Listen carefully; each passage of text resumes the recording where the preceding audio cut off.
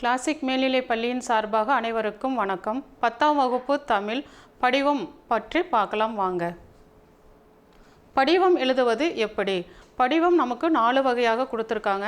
ஒன்று நூலக படிவம், விண்ணப்ப படிவம், மேல்நிலை +1 அதாவது +1 சேர்க்கும் படிவம், அடுத்தது எழுத்தர் பணி படிவம். இந்த படிவத்தை எப்படி எழுதலாம்? இது செய்முறை. நமக்கு எத்தனை மார்க் அப்படின்னா 5 மதிப்பெண்கள். இந்த 5 மதிப்பெண்களை அவங்க என்ன கேள்வி கொடுத்துருக்காங்களோ அதை சரியாக படிச்சுட்டு நல்லா பயன்படுத்தினா நமக்கு முழு மதிப்பெண்கள் கிடைக்கும். 10ஆம் வகுப்பு தமிழ் பாடத்தில் 5 மதிப்பெண்கள் வினாக்கள் படிவம் நிரப்புதல் மிக முக்கியமானதாக ஒன்றாகும். வினாத்தாள்களில் பொதுவாக நூலக உறுப்பினர் படிவம், வங்கி படிவம், விண்ணப்ப படிவம் அல்லது சந்தா படிவம் போன்றவற்றை நிரப்புதல் கேட்கப்படும். இதில் பெயர், முகவரி, தேதி, கையொப்பம் போன்ற விவரங்களே சரியாக நிரப்ப வேண்டும். இதில் நமக்கு முக்கியம் எது அப்படின்னா பெயர், முகவரி, தேதி, கையொப்பம். அந்த கொஷின் பேப்பரில் என்ன கொடுத்துருக்காங்களோ அதை சரியாக படித்து நம்ம எழுதினாவே முழு மதிப்பெண்கள் கிடைக்கும். கேள்வி என்ன கொடுத்துருக்காங்கன்னா, மணி, மலர் ஆகியோர் 100 குறிஞ்சி நகர், சென்னை 6,01,000 என்ற முகவரியில் வசிக்கின்றனர். இவர்களின் மகள் குமுதா என்பவர் தமிழ்நாடு விளையாட்டு மேம்பாட்டு ஆணையத்தின் உறுப்பினர் சேர்க்கைக்காக இணையவழி விண்ணப்பம் பதிவு செய்கிறார். உரிய படிவம் நிரப்புக அப்படின்ட்டு வினாத்தாள கொஷின் கேட்டிருப்பாங்க. இதை நம்ம ஒரு முறைக்கு 2 முறை நல்லா சரியாக படிச்சுக்கங்க. என்ன படிவம் அப்படின்னு நல்லா புரிஞ்சுக்கணும். தமிழ்நாடு விளையாட்டு மேம்பாட்டு ஆணையத்தின் உறுப்பினர் சேர்க்கைக்காக, இதுதான் நமக்கு படிவம். இந்த படிவம் எப்படி எழுதலாம் அப்படின்னு பார்க்கலாம். தமிழ்நாடு விளையாட்டு மேம்பாட்டு ஆணையத்தின் உறுப்பினர் சேர்க்கை இணையவெளி விண்ணப்ப பதிவம். முழு பெயர் நமக்கு என்ன கொடுத்துருக்காங்க பெயர் அப்படின்னா குமுதா. பாலினம் ஆணா பெண்ணா அப்படிங்கும்போது இங்கே குமுதா பெண். அடுத்தது கைபேசி எண். கைபேசி எண் மொத்தம் 10 நம்பர். நான் 1 2 3 கொடுத்துருக்கேன். 1 2 3 4 5 6 7 8 9. நீங்கள் உங்கள் கைபேசி எண் எழுத வேண்டாம், இதே மாதிரி எழுதிக்கிங்க. அடுத்தது மின் அஞ்சல் முகவரி. அவங்க என்ன பெயர் கொடுத்துருக்காங்களோ அதே மாதிரி இங்கே எழுதுங்க. அடுத்தது பிறந்த தேதி, என்ன தேதியோ அப்போ உங்கள் டேட் ஆஃப் பர்த்தில் எழுத வேண்டாம், இந்த தேதி மட்டும் எழுதிருங்க. அடுத்தது இரத்த வகை ஏபி பாசிட்டிவ் அது மாதிரி எழுதுங்க. அடுத்தது தந்தையின் பெயர் சாமணி, தாயாரின் பெயர் மலர்.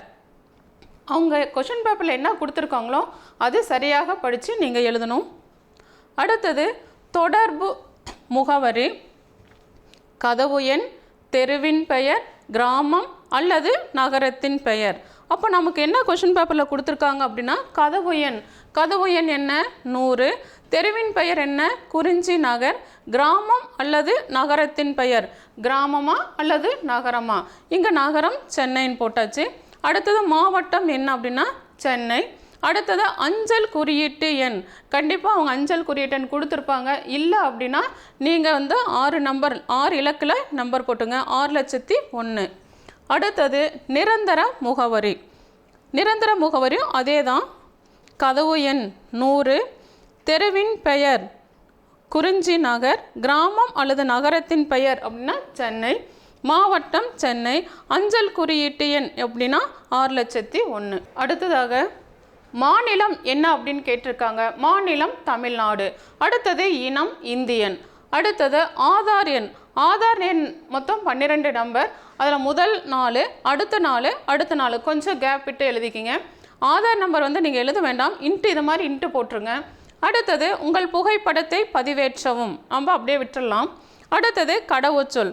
கடவுச்சொல் நீங்கள் எந்த நம்பர் நமக்கு தெரியாது, அதனால் இன்ட்டு போட்டுருங்க. அதே மாதிரி தான் கடவுச்சொல்லை உறுதிப்படுத்தவும். இங்கே எப்படி இன்ட்டு போட்டோமோ அதே மாதிரி இங்கேயும் இன்ட்டு போட்டுருங்க. அப்போது இந்த படிவம் பாருங்கள். தமிழ்நாடு விளையாட்டு மேம்பாட்டு ஆணையத்தின் உறுப்பினர் சேர்க்கை இணையவழி விண்ணப்பம். இப்போ இது நம்ம சரியாக படித்து புரிஞ்சுக்கிட்டுன்னு வச்சுங்க, அந்தந்த இடத்துல தேதி, நாள், பெயர், கையொப்பம் இதெல்லாம் சரியாக எழுதிட்டா நமக்கு முழு மதிப்பெண்கள் கிடைக்கும்.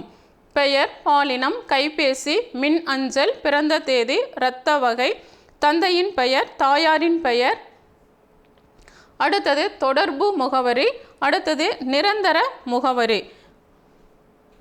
அடுத்தது மாநிலம். அடுத்தது இனம், ஆதார் எண், உங்கள் புகைப்படத்தை பதிவேற்றவும், கடவுச்சொல்லை உறுதிப்படுத்தவும். இது மாதிரி சரியாக நீங்கள் எழுதிட்டீங்க அப்படின்னா இந்த படிவம் கேட்டால் இதுக்கு முழு மதிப்பெண்கள் கிடைக்கும். அடுத்தது 2வது படிவம். திரு குமார் என்பவர் 43 மொழி நகர் சென்னை 10 வசிக்கிறார். அவர் எழுத்தர் பணிக்கு விண்ணப்பிக்கிறார். தேர்வர் தன்னை குமாராக பாவித்து உரிய படிவம் நிரப்புக.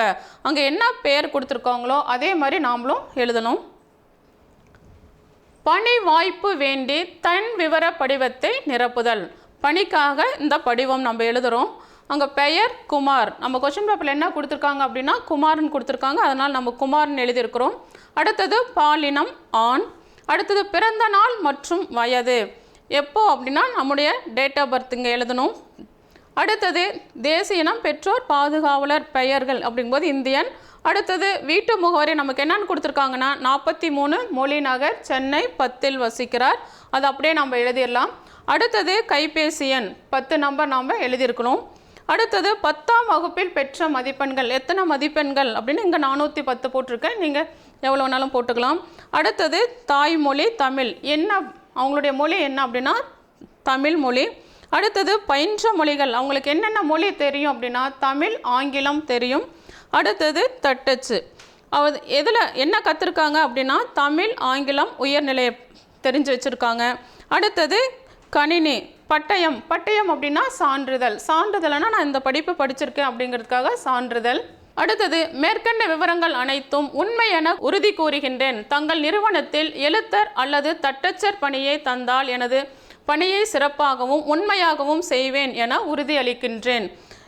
இப்படிக்கு தங்கள் உண்மையுள்ள குமார். அங்கே என்ன கொடுத்துருக்காங்க அப்படின்னா குமார் கொடுத்துருக்காங்க. அதே மாதிரி தான் நாமளும் என்ன பண்ணியிருக்கிறோம் குமார் அப்படின்னு எழுதியிருக்கிறோம். அடுத்தது இந்த படிவத்தை நாங்கள் சரியாக படித்து என்னென்ன இருக்குது பெயர் பாலினம் பிறந்த நாள், அடுத்தது பெற்றோர் பாதுகாவலர் வீட்டு முகவரி மதிப்பெண்கள், அடுத்தது பயின்ற மொழிகள் தட்டச்சு கணினி, இதெல்லாமே சரியாக நம்ம பயன்படுத்தி எழுதுனா நமக்கு முழு மதிப்பெண்கள் கிடைக்கும். நன்றி.